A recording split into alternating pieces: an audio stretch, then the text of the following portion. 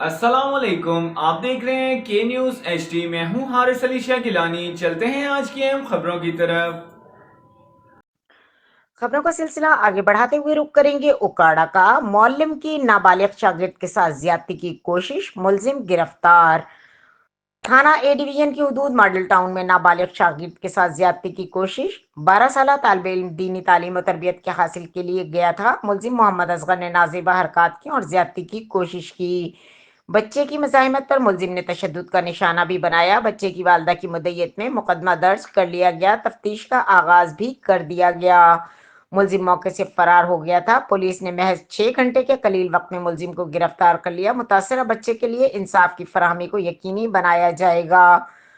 ملزم کو قانون کے مطابق قرار واقعی سزا دلوائی جائے گی۔ ڈی پی او راشد ہدایت۔ وزیر اعلیٰ پنجاب مریم نواز کی کمپین نیور اگین کے تحت پولیس زیرو ٹالرنس کی پالیسی پر عمل پیرا ہے۔